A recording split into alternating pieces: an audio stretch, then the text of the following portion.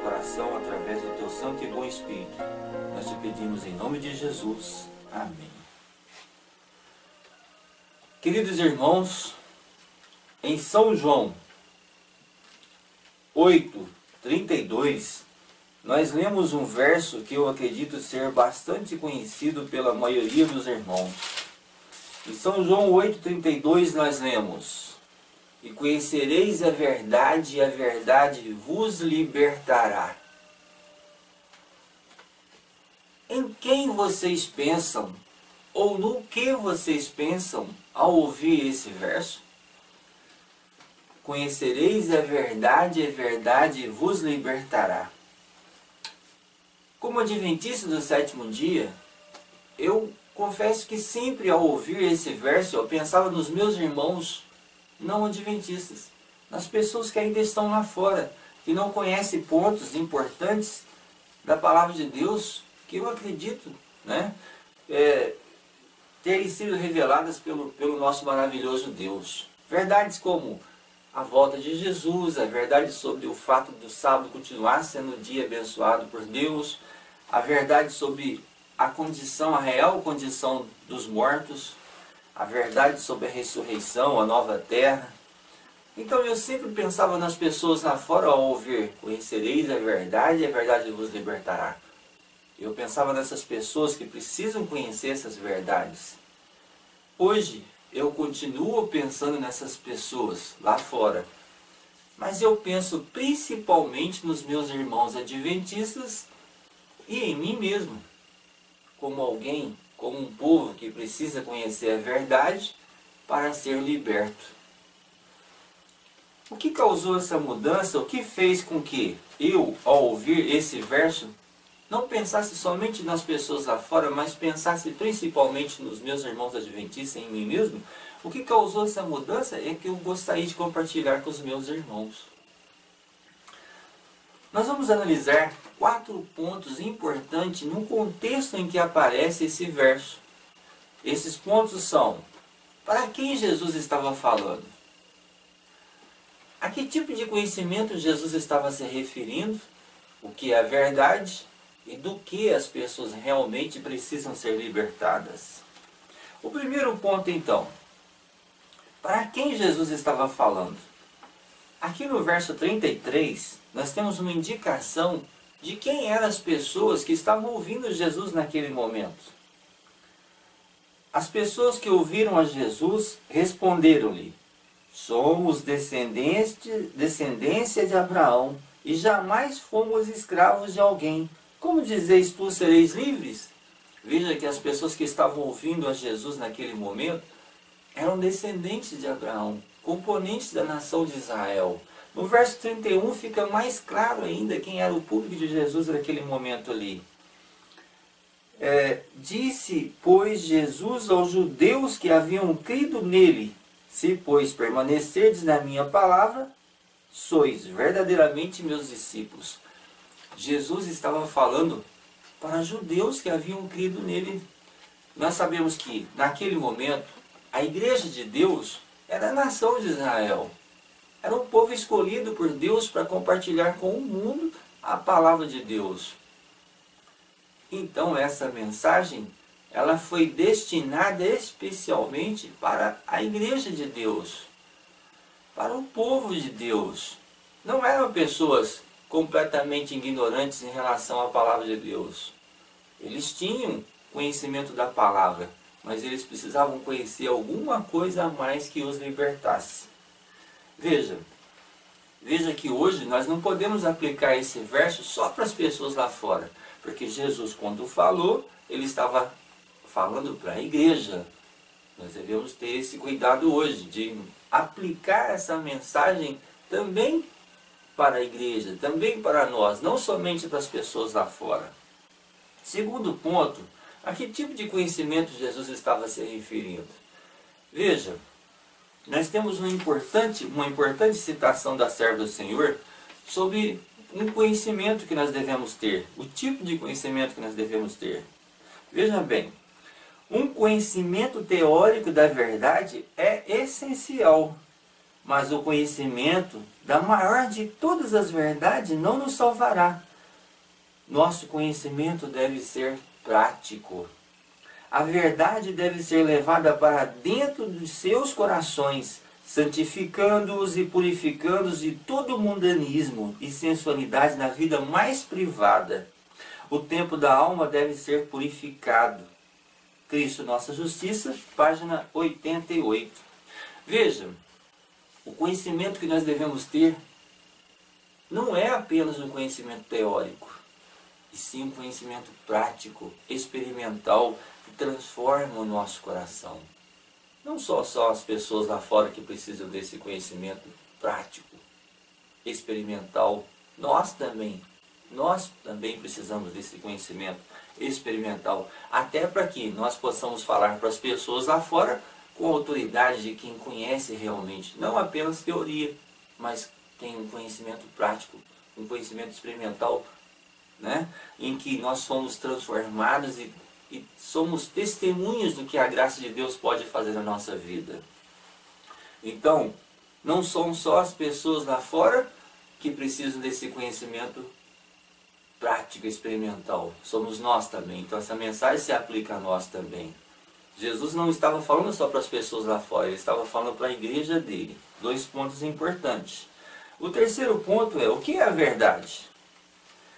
Nós temos 4 citações na palavra de Deus que nos indica o que é a verdade. No Salmo 119, 142, a lei é a verdade. Em 1 João 5,6, o Espírito Santo é verdade.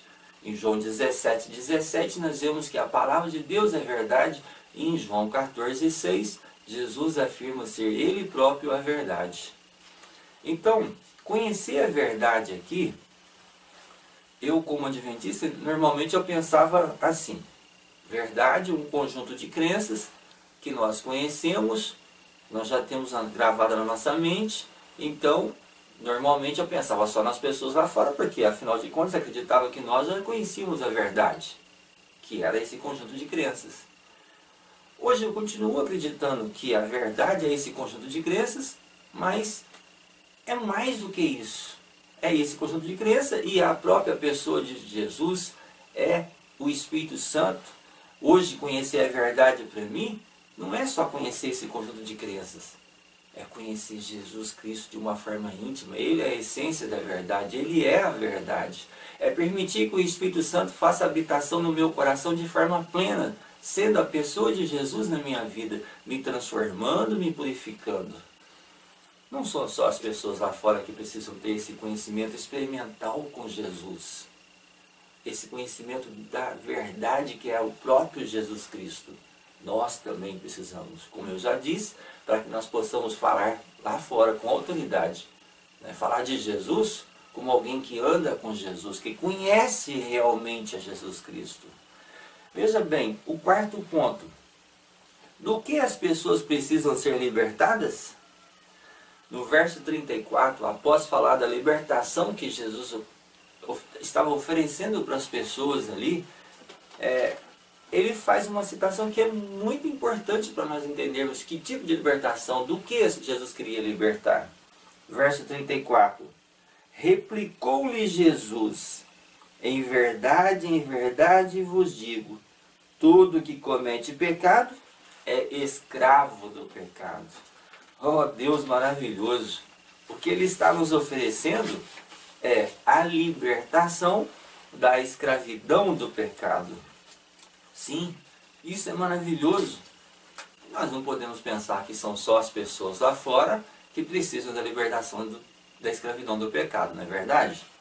Nós, repito, nós, como igreja de Deus, precisamos de uma forma especial dessa libertação, para que nós possamos testemunhar para o mundo que nós conhecemos um Deus que liberta, um Deus que transforma. A serva do Senhor também tem uma citação muito importante sobre a libertação que Deus quer oferecer para nós. Veja bem, no Desejar Todas as Nações nós lemos: toda alma que se recusa a entregar-se a Deus acha-se sob o domínio de outro poder. Não pertence a si mesma, pode falar de liberdade, mas está na mais vil servidão. Não lhe é permitido ver a beleza da verdade, pois a sua mente se encontra sob o poder de Satanás.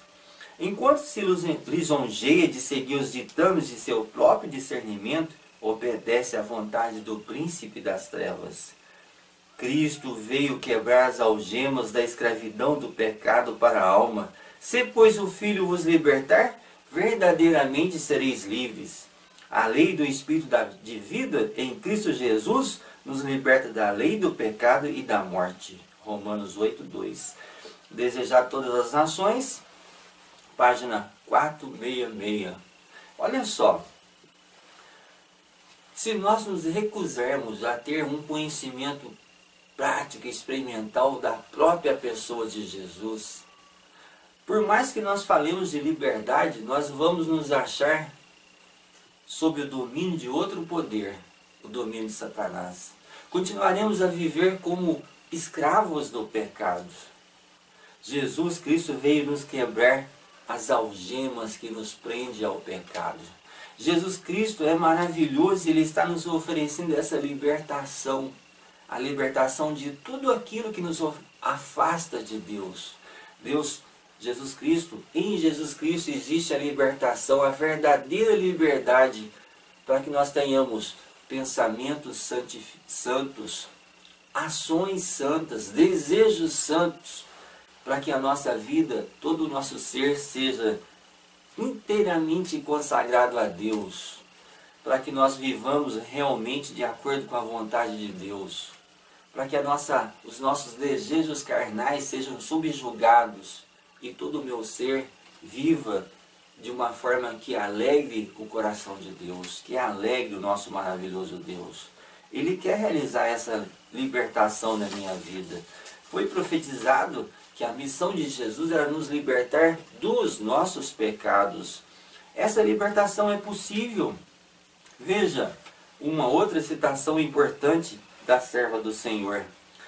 Seja qual for a má prática, a dominante paixão que devido à longa condescendência acorrenta a alma e corpo, Cristo é capaz de libertar, glória a Deus, e anseia fazê-lo, comunica a vida à alma morta em ofensas, Efésios 2:1. Porá em liberdade o cativo preso pela fraqueza, e o infortúnio e as cadeias do pecado. Desejar todas as nações, página 203. Irmãos, tudo posso em Cristo que me fortalece, Filipenses 4:13, não é assim? Esse tudo é tudo mesmo. A libertação do pecado não é uma exceção para esse tudo aqui. Cristo pode nos libertar da escravidão. Tudo posso naquele que me fortalece. Ora, aquele que é poderoso para vos guardar de tropeços e para vos apresentar como exultação imaculados diante da sua glória. Judas 24. São passagens maravilhosas que nós vemos do poder de Deus, de como Ele deseja nos transformar. Nós não podemos recusar essa libertação. Não é sábio recusar essa libertação. Não é sábio continuar vivendo como escravos do pecado, despreparado para um breve encontro com o nosso maravilhoso Deus. Nós distribuímos muitos livros desse, como adventistas, nós distribuímos muitos livros desse numa campanha de evangelização. Na página 27, 26 desse livro, eu acredito que nós tivemos duas edições, porque o texto que eu vou ler, em uma edição está na página 45, nessa aqui está na página 26. É um texto importante para nós. Veja o que nos revela aqui essa mensagem. O grande conflito entre Cristo e Satanás logo será concluído. E o maligno tem duplicado seus esforços para anular o que Cristo realiza pelos seres humanos. O grande conflito está quase terminando e o inimigo tem tentado fazer de tudo para anular o que Cristo tem realizado por nós, por mim e por você. Veja o objetivo de Satanás. O objetivo dele é manter as pessoas em trevas e sem arrependimento até que termine a intercessão do Salvador. O objetivo de Satanás é fazer com que nós continuemos como escravos do pecado, recusando essa libertação que Jesus Cristo está nos oferecendo, até que termine a intercessão do Salvador, ou melhor, ou em outras palavras, até que seja fechada a porta da graça. O inimigo quer nos prender, quer continuar nos mantendo como escravos, mas Jesus veio nos libertar. Mas Jesus pode nos libertar. Em Jesus existe a verdadeira libertação. Aqui no verso 36 nós lemos que se pois o Filho vos libertar, verdadeiramente sereis livres. No verso 36. Então, é interessante que nós tenhamos esse desejo no nosso coração, de sermos realmente libertados, de sermos realmente transformados por essa graça de Deus. Em outras mensagens nós estaremos falando como isso pode se tornar uma realidade na vida das pessoas, na nossa vida. Essa será uma obra imperceptível, nós nunca vamos nos achar para nós mesmos, imperceptível para nós mesmos. Nós nunca vamos nos achar melhor do que os outros, ou nunca vamos achar que atingimos uma condição na qual não precisamos mais de Jesus. Somos salvos pela graça, somente pela graça e não pelas obras. As pessoas que foram libertadas da escravidão do pecado, foram libertadas pela graça de Deus e se manterão livres pela graça de Deus, sempre dependentes de Jesus. Mas qual é a realidade hoje? Hoje nós temos uma realidade em que um grande número de professos conhecedores da verdade estão completamente enganados, vivendo como escravos do pecado, acreditando não haver possibilidade de libertação. Hoje, mesmo no meio adventista, nós encontramos muitos incrédulos, encontramos pessoas que recusam até mesmo ouvir esse tipo de citação. Libertação da escravidão do pecado, vida sem pecado, chama as pessoas que defendem, que acreditam nessa mensagem de fanáticos, extremistas, perfeccionistas. São pessoas que, as pessoas que acreditam nessa possibilidade são caluniadas, perseguidas, às vezes impedidas ou não convidadas para pregar em determinadas igrejas. Mas essa mensagem não será detida ou impedida de chegar aos corações dos sinceros por muito mais tempo. Deus vai levantar um povo que acredita realmente que irá buscar essa libertação. Será assim que nós iremos iluminar a terra, refletindo de verdade o caráter de Cristo. Será assim que nós iremos glorificar ao nosso Pai, revelando ao mundo o poder de um Deus que liberta, que transforma. Deus conclama para que o seu povo entenda e aceite essa libertação. Vocês entendem porque hoje eu penso principalmente nos meus irmãos adventistas? Porque para nós pregarmos essa mensagem lá fora, nós precisamos de nós mesmos viver essa mensagem, buscar essa mensagem, acreditar nessa mensagem e ser um testemunho vivo para todos de que Jesus realmente liberta e transforma. Deus seja louvado. Tem uma mensagem, uma citação da serva do Senhor, que fala do que acontecerá na vida daquelas pessoas que recusarem aceitarem essa libertação que Jesus está nos oferecendo. Se rejeitares o convite para arrependimento, veja bem, se rejeitares o convite para o arrependimento e para a libertação do pecado, o grande dia de Deus vos encontrará desesperançados, desabrigados, desobedientes, transgressores da sua lei. Ele não poderá então dar-vos um lugar em seu reino. Que Deus vos ajude a vir agora, é a minha oração. Este dia com Deus, página 151. Se nós continuarmos recusando essa libertação do pecado, se nós continuarmos recusando conhecer essa verdade que liberta, que é a própria pessoa de Jesus, o grande dia de Deus vai nos achar despreparados, perdidos, sem esperança. Isso não pode acontecer na sua vida nem na minha vida. Que Deus nos ajude a abrir nossa mente, o nosso coração, para que nós aceitemos então essa libertação que Jesus está nos oferecendo. Na carta do apóstolo Pedro, 2 Pedro, capítulo 3, nós vemos a descrição do apóstolo falando sobre a volta de Jesus Cristo. E ali, falando sobre essa transformação, sobre a nova terra, onde nós teremos então uma terra completamente diferente. Descrevendo a volta de Jesus, ele faz um apelo para nós. Ele faz o seguinte apelo no verso 14. Por essa razão, pois, amados, esperando essas coisas, empenhai-vos por seres achados por ele em paz, sem máculas e irrepreensíveis. Buscar e aceitar essa libertação é estar empenhado em ser achado pelo nosso Mestre naquele dia, sem mácula e irrepreensível. Aonde abundou o pecado, superabundou a graça de Deus. Deus é maior que o poder do pecado.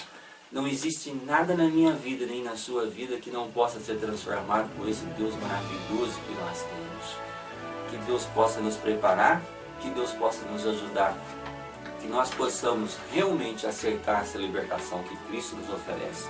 Que Deus abençoe a todos, é o meu desejo. Pai amado, obrigado, Senhor, pelas ricas promessas contidas na Tua Palavra. Que o Senhor venha nos libertar, que nós possamos aceitar essa libertação, que nós possamos ser testemunho para o mundo de como o Senhor liberta, de como o Senhor transforma. Obrigado por tudo, Pai. Nós te pedimos e te agradecemos em nome e por amor de Jesus. Amém.